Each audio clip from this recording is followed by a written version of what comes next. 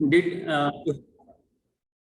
to help people who are migrating to their home states during COVID. This is a small video of the chaos that was prevalent at that point of time.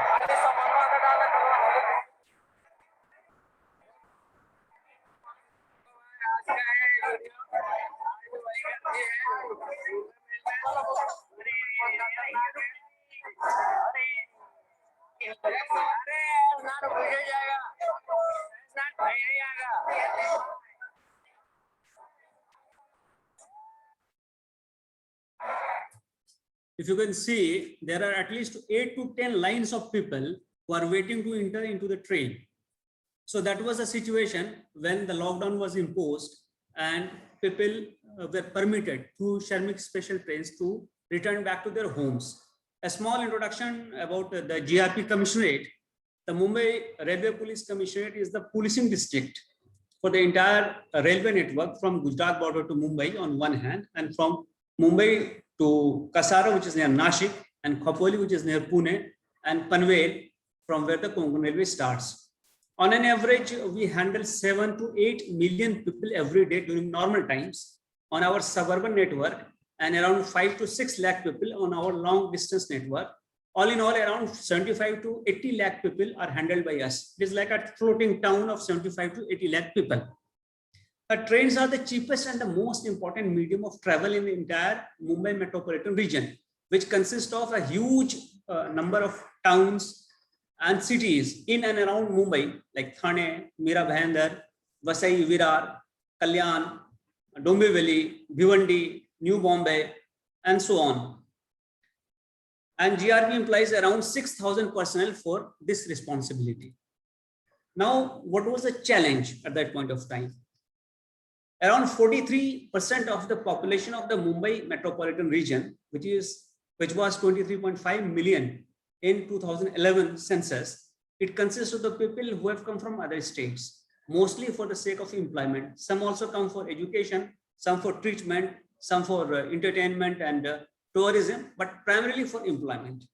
The COVID-19 pandemic created an unprecedented situation because everything came to a standstill. All the factories were closed, all workshops were closed, offices were closed, all petty businesses were closed, feriwala, everybody, person selling fruit, person selling vegetables, person selling other things, everything came to a standstill, and therefore the income also stopped. Now with no income and the food facilities being closed, shops were closed, there was hardly any money for the people to purchase things, especially for the working class who work on a daily wage or on a weekly wage.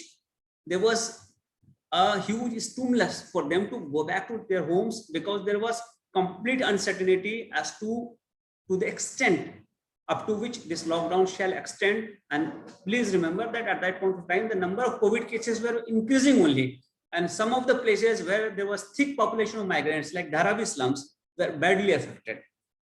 Now, due to restriction on road travel and the very high cost of private vehicles, high cost of air travel, trains were the only practical option available for the people to come back, to return back to their homes, especially in North India, Uttar Pradesh, Bihar, Rajasthan, some to Gujarat also, and many to Eastern India, and Madhya Pradesh, Chhattisgarh, West Bengal, Odisha, Jharkhand, places like that. Now, due to suspension of train service because of the lockdown, this demand was increasing day by day as the food was running short, as the money that they had was being spent and nothing was left with them. So there was a huge demand for cheap and credible public transport. So when the Sharmik trains was introduced in the first week of May 2020, there was an unprecedented crowding at the stations because there are only few stations from which long distance trains run in MMR. So what was the challenge before us? There was massive potentially infected crowd because the people who were returning back, we never knew, we were not knowing who among them is infected, and the cases were rising every day. This was our first experience to handle such a crowd.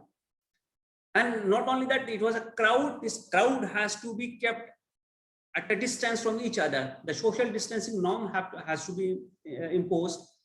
Then other COVID appropriate behavior norms were to be imposed by us. And there was a lot of media focus in that. Social media was circulating a lot of rumors. In fact, one such rumor led to massive gathering of people in front of Bandra railway station, as you can see in this picture. And there were agitations because local trains had also stopped. So people wanted local trains to restart. That was a backdrop in which the GRP was given this task of ensuring speedy, safe, and orderly evacuation of people to their home states. So what was the process? We started migrant registration with local police and administration because we did not know who is from where and where he's supposed to go.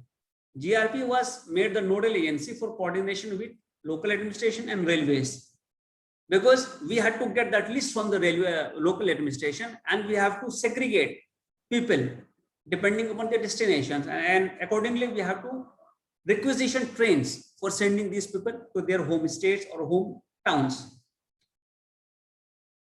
Then huge amount of crowd was coming into railway station premises because there were only 2 or 3 stations in the MMR from where the trains were actually going to North India or to East India. So these premises had massive number of crowd of people. In fact, the whole families were coming and camping there. Initially, the Shramik special trains were free. People used to come and used to get tickets, free tickets. But later on, the policy was changed and the tickets have to be purchased. So there was a lot of rush to purchase tickets also. Then since all shops had closed down, therefore the passengers who were traveling for 20, 30 hours or more than that, for the welfare of those passengers, some food, water, and COVID care kit has to be given to them. And not only that, GRP also helped other neighboring units which were badly affected by COVID, like Malegaon, Pimpri Chinchwad, with manpower. We deployed more than 1,000 people into these areas to implement lockdown. Now, if you can see the number of passengers which was evacuated, which was sent back home. The Shramik trails started in the first week of May, and by the end of June, we could send more than 12 lakh people from MMR region, that is from our own jurisdiction. And if you see on the other side, in the same time, we had 491 infections among our own policemen, and we had 6 casualties also. So what was the learning from that crowd management? That the first point of contact for commuter crowd management is the home of the potential traveler. The moment you provide maximum facilities back home for him to come to railway station, you actually ease out the crowd. Otherwise, he will come to the police railway station for every small need, including purchase of tickets.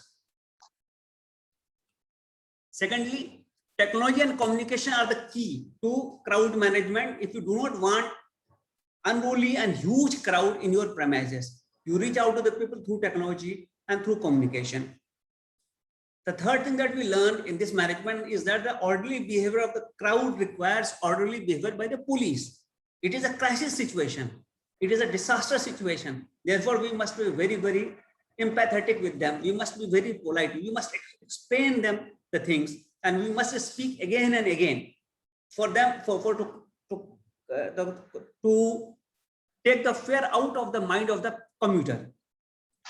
Certainty about trains, their timing, location, and availability of berth results in better crowd discipline.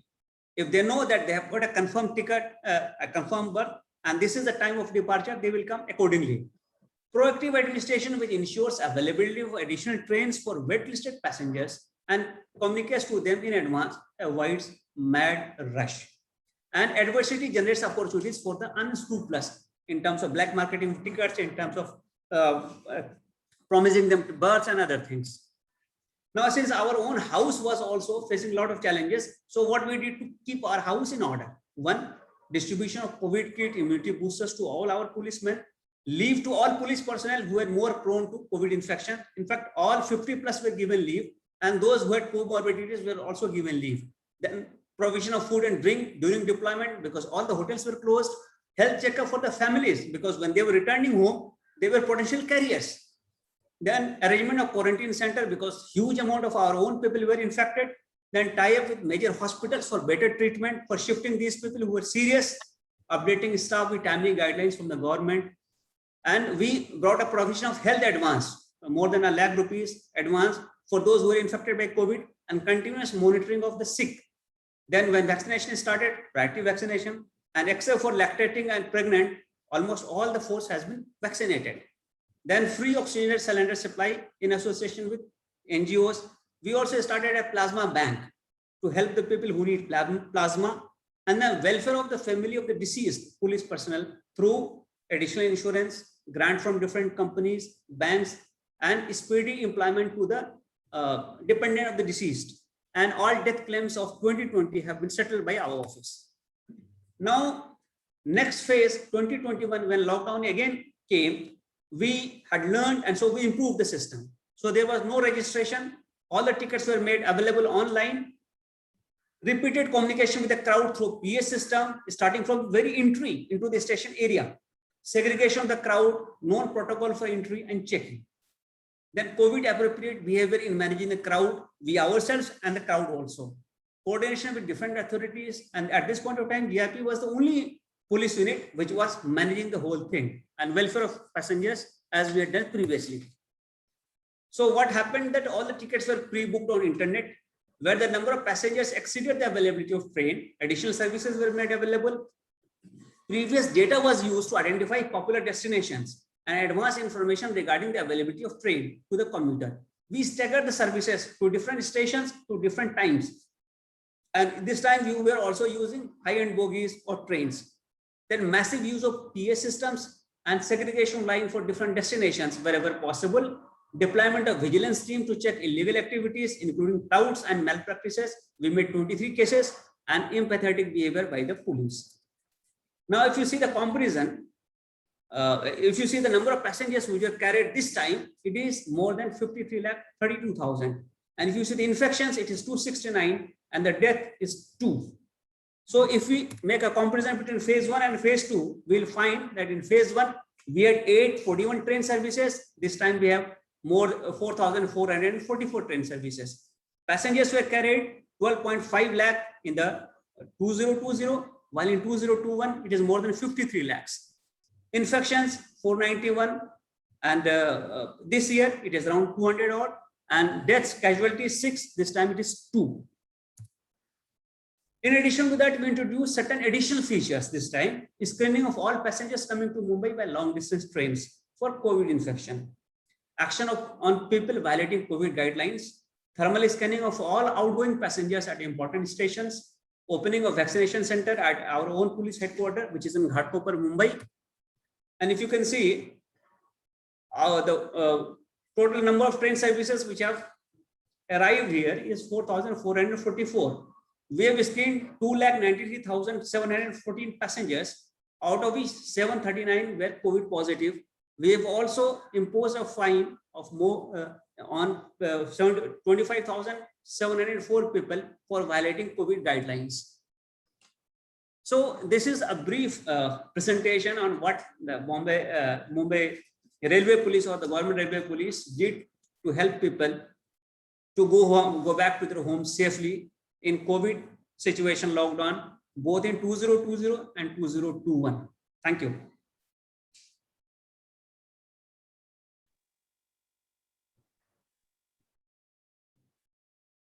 Sir, very good presentation. In fact, only my observation is that in second phase, you have indicated that all the tickets were booked on internet. But I think more than 50% might not be tech savvy, or they may not be able to book through internet. How it was managed? So there are a lot of private vendors which book ticket on internet. Now with the awareness campaign that we ran, it was all birth. So they were going to these centers and getting the tickets booked, because we were not selling ticket at the station. So either there are a lot of travel agents in Mumbai actually who are selling, and if you can book on your own, fine. And what has happened, a lot of NGOs have actually come forward. They are helping people, because back home, say for example UPA, recently we had this election of Gram Panchayat. Now I know how many people from my village are here, and if somebody from my family is going to fight an election there, I will very well do this thing here to get that, earn that goodwill. So that also came in handy to us.